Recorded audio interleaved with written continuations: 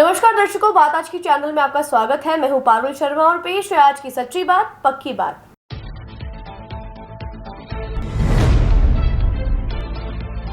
पिछहत्तरवां जिला स्तरीय वन महोत्सव आयोजित, विधानसभा अध्यक्ष देवनानी रहे मौजूद।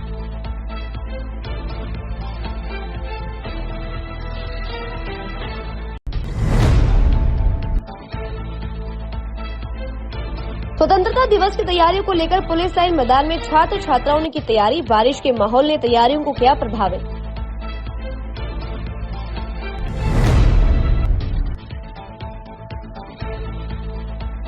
किसी भी समय गिर सकती है ओसवाल स्कूल की इमारत। नया बाजार में चल रहा है यह स्कूल।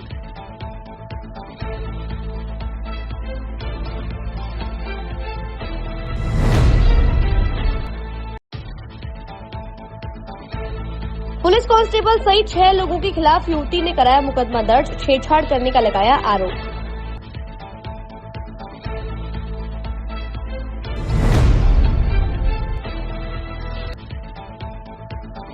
दादी समाज के लोगों ने जिला कलेक्टर को दिया ज्ञापन। महर्षि दादी जयंती पर अवकाश घोषित करने की उठाई मांग।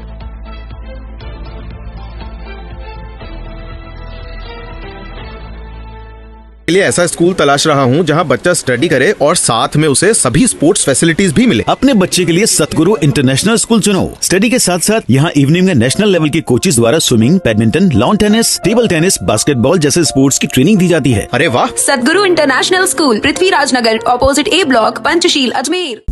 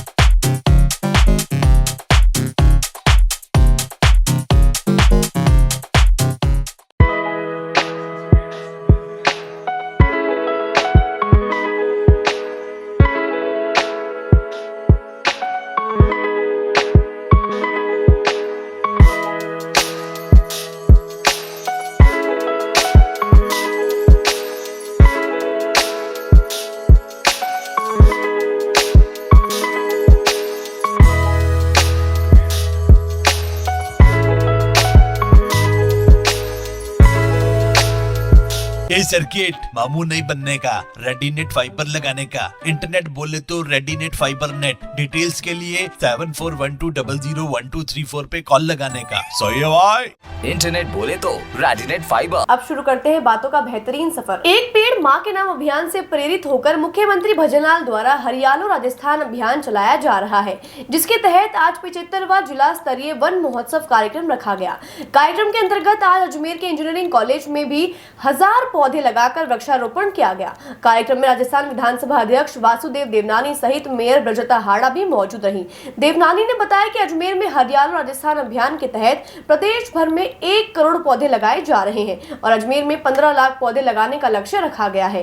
इसके लिए उन्होंने जनता से भी पौधारोपण करने की अपील की है। आज हरियालो राजस्थान उसके तहत वृक्षारोपण का पूरे प्रांत में आज 1 करोड़ पौधे लगाने का जो मुख्यमंत्री जी का सोच है, और इसी तरह देश के प्रधानमंत्री मोदी जी का एक माँ के नाम एक पेड़ जो अभियान है, उसके तहत आज यहाँ इंजीनियरिंग कॉलेज के कैंपस में लगभग 1000 पौधों के लगाने का जो कार्यक्रम शुरू किया है और ज़िला वन महोत्सव का आगाज़ किया है, उसके तहत हम सब ने यहाँ पे एक एक पेड़ लगा रहे हैं। वास्तव में वृक्षारोपण हमारी सनातन संस्कृति का अंग है और त्योहारों के साथ भी इसको जोड़ा गया है। आंवला नवमी पे आंवला के पेड़ लगाते हैं, पीपल अपने पूनम पे हम पीपल की पूजा करते हैं और खेजड़ी का पेड़ भी हम लगाते हैं। तो ये तो हमारी सनातन संस्कृति का अंग है। नहीं, बीच के कालखंड में इसका महत्व को हमने समझा नहीं, जिसके कारण से आज कई प्रकार की परेशानियां आ गई हैं। तापक्रम बढ़ने लगा है, जल नहीं मिल रहा है और ऑक्सीजन की कमी के कारण कोरोना जैसी बीमारियों में भी हम लोग अपने आप को असहज पाते हैं। उसके तहत आज मैं समझता हूँ कि सारे देश के अंदर हमारे यहाँ पेड़ कम हैं। अमेरिका में एक व्यक्ति के पीछे लगभग 400 पेड़ हैं। भारत में केवल 40 पेड़ एक व्यक्ति के नाम से अभी लगे हैं। और प्रकृति का तो नियम है, साइंटिफिक वैज्ञानिक का भी नियम है कि 33% भूमि पर वृक्ष लगने चाहिए और मिनिमम 33% नहीं तो 20% से तो कम होने नहीं चाहिए। लेकिन अभी हमारे राजस्थान में 10% ही है। इसको आजीविका के साथ भी वनवासियों ने जोड़ रखा है। तो मैं समझता हूँ इस अभियान जो शुरू किया है, इस अभियान के तहत हर व्यक्ति को अपने साथ जोड़ें। वो अपने जन्मदिन पर, अपनी शादी की सालगिरह पर, अपने त्योहारों पर एक एक वृक्ष लगाएं, उसका संरक्षण करें। वृक्ष तो शायद बहुत लगें और उनकी यदि संख्या बनाएंगे तो शायद ज़मीन पर 1 इंच भी नहीं बचेगा कि वृक्ष हम लगा पाएँ। लेकिन चूँकि नहीं लग पाए, उसका नहीं हो पाया संरक्षण, तो आज हम संकल्प लें कि हम सब लें। इस अवसर पर मैं सभी को आह्वान करूंगा कि अजमेर ज़िले का जो लक्ष्य है 15 लाख का, उसको पूरा करने में सब अपनी सहभागिता निभाएं और फिर उस वृक्ष का संरक्षण भी करें। स्वतंत्रता दिवस को लेकर तैयारियां जोरों शोरों से जारी हैं। आयोजन की जानकारी देते हुए जसवंत सिंह ने बताया कि इस बार विभिन्न विद्यालयों से लगभग 800 बच्चों द्वारा कार्यक्रम में भाग लिया जाएगा और भारी बारिश को देखते हुए हर स्कूल से 2 बच्चों को बुलाकर अभ्यास कराया जा रहा है, जिनके साथ पीटीआई अपने अपने विद्यालयों में जाकर बच्चों को अभ्यास कराएंगे। आपको बता दें कि बारिश के चलते पिछले 2 दिनों से अभ्यास स्थगित कर दिया गया था, जिसके बाद आज पुनः अभ्यास शुरू किया गया है। स्वाधीनता दिवस के उपलक्ष्य में हमारी पीटी का अभ्यास चल रहा है और 2 दिन की छुट्टियां आ गई थी। बारिश होने की वजह से अभ्यास नहीं हो पाया। 2 दिन पहले से हमने अभ्यास स्टार्ट किया था, पर बारिश होने की वजह से 2 दिन का गैप आ गया और इस बार बारिश को देखते हुए उस हिसाब से हमने बॉयज़ के लिए वांट्स और गर्ल्स के लिए रैंक की एक्सरसाइज ली है और 6 फ्रेआम की एक्सरसाइज है।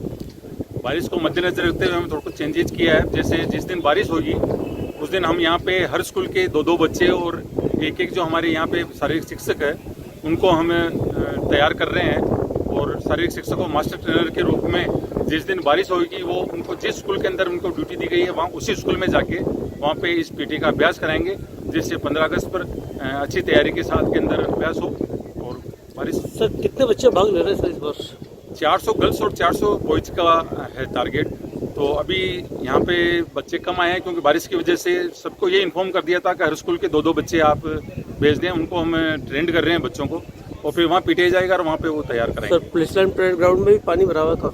इसी पुलिस लाइन ग्राउंड के ऊपर पानी भरा हुआ है, तो ये तो जिस हिसाब से प्रशासन इसकी तैयारी करेंगे, हर बार होती है बारिश में 15 अगस्त पे होती है, और प्रशासन की अच्छे तरीके से इसको सुखा दिया जाता है, मिट्टी वगैरह डाल के तैयार कर दिया। प्रयास आज से चालू कोई प्रैक्टिस? जी सर, बच्चों की प्रैक्टिस आज से चालू हुई है। बच्चों की प्रैक्टिस पिछले 2 दिन से छुट्टियों से पहले भी हमने कर दी थी, पर 2 दिन का अवकाश होने की वजह से फिर आज वापस बुलाया है बच्चों को। और अभी अगर बारिश नहीं हुई तो यहीं पे रेगुलर सारे बच्चों के साथ में तैयारी की जाए। पिछले कुछ दिनों से हो रही लगातार बारिश के चलते कई इमारतें धराशायी हो गई। वहीं इस बीच नया बाजार स्थित ओसवाल स्कूल की तस्वीरें सामने आई, जहां स्कूल को खंडहर कहना गलत नहीं होगा। वहीं जब हमने इस बारे में वार्ड 69 के पार्षद अशोक मुदगल से बात की तो उन्होंने कहा कि उनकी ओर से कई बार प्रशासन को इससे अवगत कराया जा चुका है, परंतु प्रशासन का इस ओर कोई ध्यान नहीं है। स्कूल बिल्कुल जर्जर अवस्था में है, जिसकी वजह से नन्हे मुन्ने बच्चे को कभी भी जनहानि हो सकती है। साथ ही प्रशासन इस ओर ध्यान दे और त्वरित कार्यवाही करे, इसकी उन्होंने मांग की। नमस्कार जी, आज आपके चैनल के माध्यम से मैं आपको बताना चाह रहा हूँ। आज मैं ओसवाल स्कूल के अंदर खड़ा हूँ। यहाँ के अंदर ये कम से कम बहुत पुरानी बिल्डिंग है, जिसके अंदर 2 स्कूलें चलती है, यहाँ ऐसी हालत है, आप देख रहे हो इस बिल्डिंग की जर्जर हालत हो रही है। मैं स्थानीय पार्षद होने के नाते मैंने नगर निगम में लिख के दे दिया, कई बार न्यूज़ चैनल पे चल गया और अपने समाचार पत्रिका में भी आ चुका है और यहाँ का सर्वे भी हो गया। अभी 10-15 दिन पहले यहाँ के अधिकारियों ने, नगर निगम के अधिकारियों ने सर्वे कर लिया। यहाँ पे ऐसी प्रॉपर्टी कई है जो गिरू हो रही है। कभी भी कोई हादसा हो गया तो इसके जिम्मेदार कौन होगा? यहाँ नन्हे मुन्ने बच्चे, बालिकाएँ पढ़ती है। आज बालिकाएँ देश का नाम करने के लिए आ रही है यहाँ पे और उनके साथ हादसा हो जावे तो कौन जिम्मेदार रहेगा? अभी वर्तमान के अंदर 2 दिन पहले ही ओसवाल स्कूल के सामने एक दीवार गिरेगी, नहर मोहल्ले गजमल गली के अंदर एक दीवार गिरेगी, जिसमें नगर निगम ने कोई सुध नहीं ले रही है। अभी बादशाह बिल्डिंग है, बादशाह बिल्डिंग के सामने जो हलवाई की दुकान है उसमें बल्लियाँ लगा के काम चलाया जा रहा है। उसको मैंने लिख के दे दिया कई बार, 2020 से लिख के दे रहा हूँ, वो गिराई नहीं जा रही है।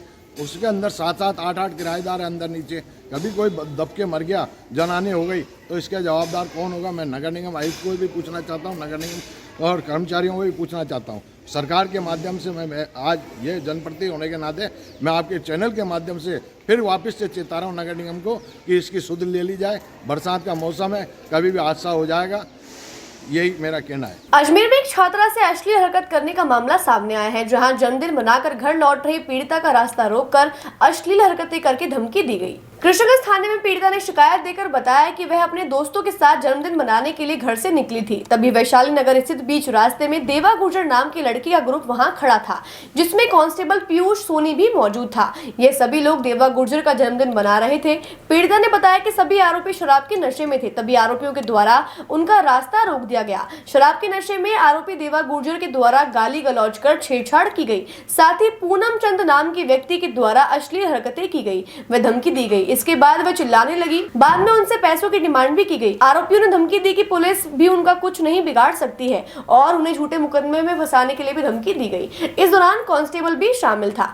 पीड़िता ने कांस्टेबल सहित 6 आरोपियों के खिलाफ कृष्णगंज थाने में शिकायत दी है। पुलिस ने मुकदमा दर्ज कर जाँच शुरू कर दी है। की रहने वाली एक महिला ने कल एक प्रकरण दर्ज कराया कि 22/7/2022 को 11:30 बजे उसकी सहेली का जो मित्र था, जो उसे घर छोड़ने जा रहा था, कि देवा गुर्जर और उसके साथियों का जन्मदिन था, जिन्होंने उनको रुका लिया, सहेली के दोस्त को भी बिठा लिया एवं उसके साथ अभद्र कमेंट करके अश्लील हरकतें की, जिसका प्रकरण दर्ज कराया गया।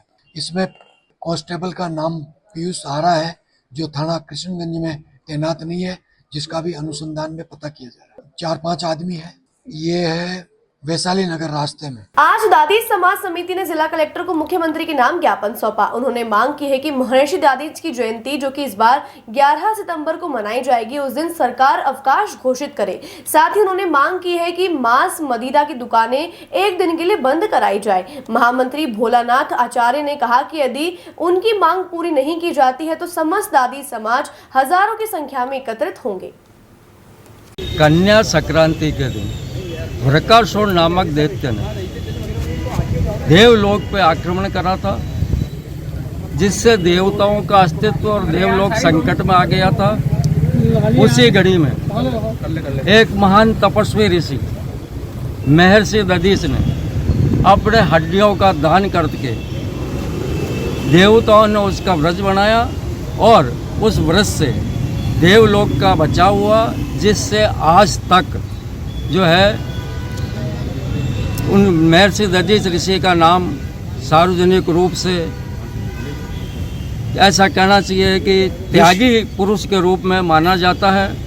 इस त्यागी पुरुष के जयंती के अवसर पर हम आज दादी समाज समिति की कार्य समिति उस दिन सार्वजनिक अवकाश घोषित करने के साथ साथ मदिरा एवं मांस की दुकानें भी बंद रखें, ऐसा जो है हम कलेक्टर साहब से ज्ञापन के माध्यम से राजस्थान सरकार के मुख्यमंत्री को हमारा आग्रह करने आए हैं। यदि फिर भी राज्य सरकार इस पे सहानुभूतिपूर्वक विचार नहीं करती है तो आज तो सिर्फ अजमेर दादी समाज के कार्य समिति आई है, लेकिन पूरी समाज की साधारण सभा करके हजारों की संख्या में जो है ये हम उपस्थित होंगे।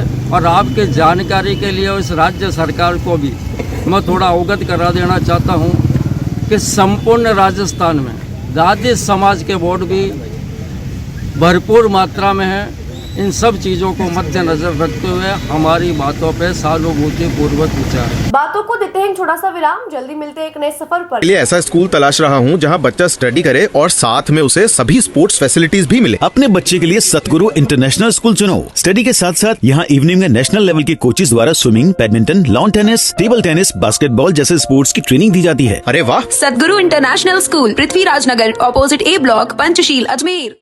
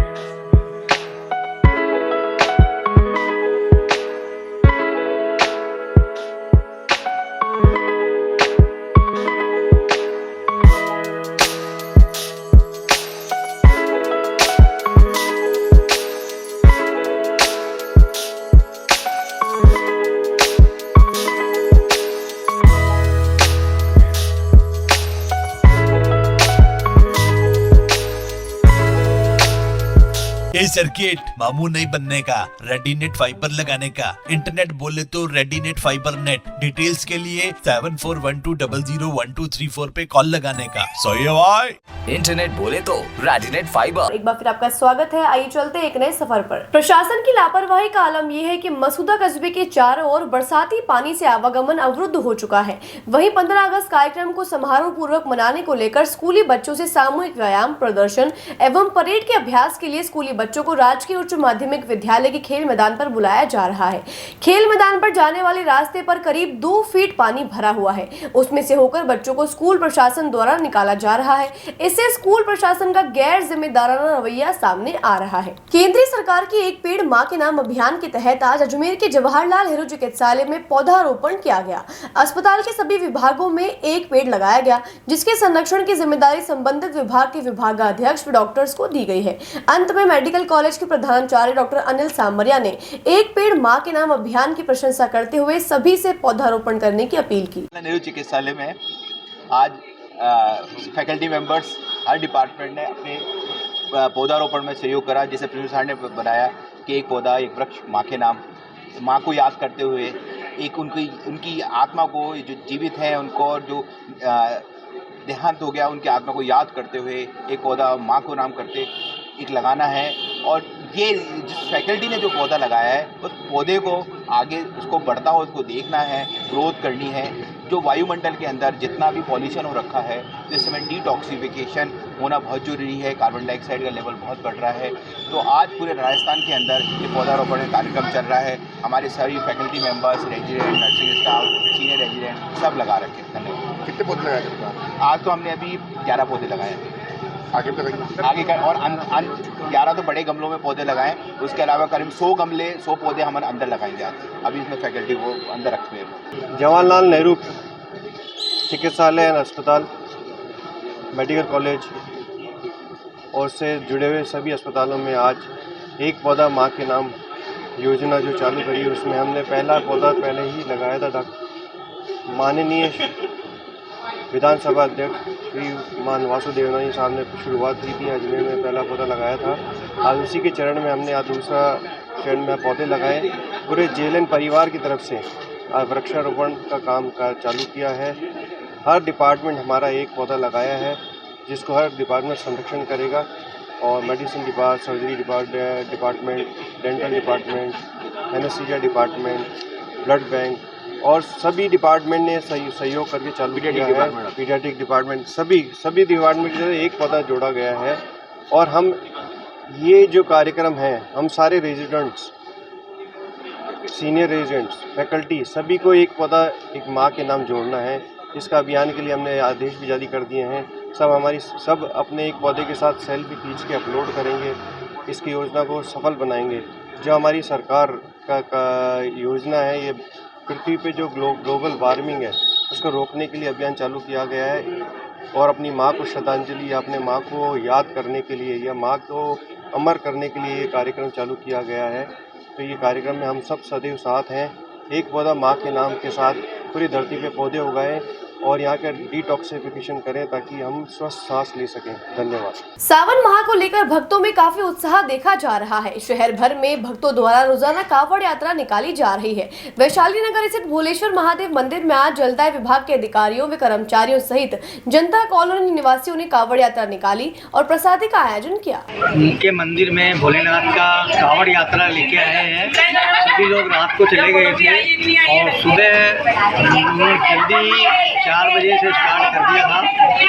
और अब बीच में बारिश भी बहुत आई, पर कोई भी बारिश के अंदर में परेशान नहीं हुआ। और आसपास के जो हमारे मंदिर के भक्त हैं वो सब जने हमारे साथ थे और सबने मिलकर आज कावड़ यात्रा सफल बनाई है। और मंदिर के अंदर आज अभी शाम को प्रसादी भी है और सभी लोगों का सहयोग रहा। पुलिस जनता विभाग के कर्मचारी और आसपास के जो हमारे भक्तजन हैं सबने उन्होंने। मंदिर का शुभ नाम, मंदिर का नाम है भोलेश्वर महादेव। आपका शुभ नाम? महेंद्र सिंह। बातों को देते हैं एक छोटा सा विराम। जल्दी मिलते हैं एक नए सफर पर। लिए ऐसा स्कूल तलाश रहा हूँ जहाँ बच्चा स्टडी करे और साथ में उसे सभी स्पोर्ट्स फैसिलिटीज भी मिले। अपने बच्चे के लिए सतगुरु इंटरनेशनल स्कूल चुनो। स्टडी के साथ साथ यहाँ इवनिंग में नेशनल लेवल के कोचेज द्वारा swimming, badminton, lawn tennis, table tennis, basketball जैसे स्पोर्ट्स की ट्रेनिंग दी जाती है। अरे वाह! सतगुरु इंटरनेशनल स्कूल, पृथ्वीराज नगर, ऑपोजिट ए ब्लॉक, पंचशील, अजमेर।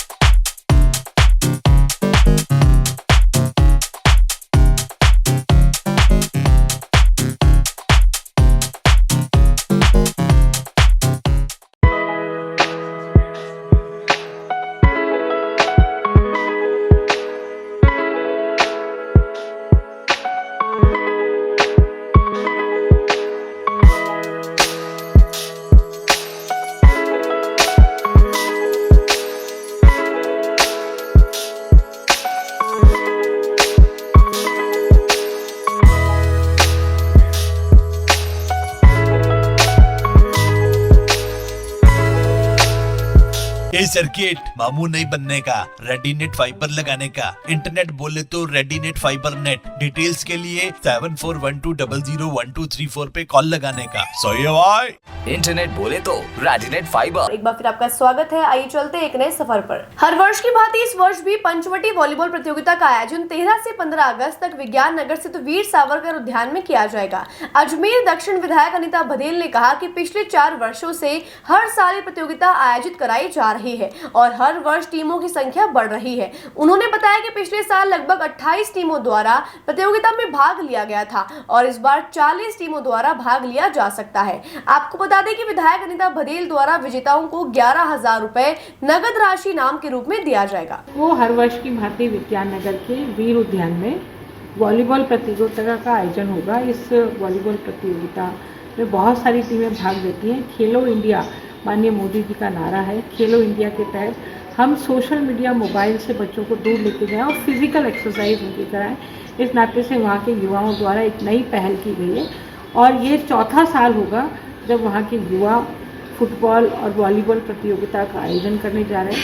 ये वॉलीबॉल प्रतियोगिता में पिछले साल लगभग 20 से 22 टीमें ने हिस्सा लिया था। इस बार इसकी कोशिश है कि ज़्यादा टीमें इसका हिस्सा बने और खेल के प्रति युवाओं का आकर्षण हो, क्योंकि खेल से मन और मस्तिष्क दोनों स्वस्थ रहते हैं और स्वस्थ व्यक्ति ही इस देश को आगे बढ़ाने में महत्वपूर्ण भूमिका निभा सकता है।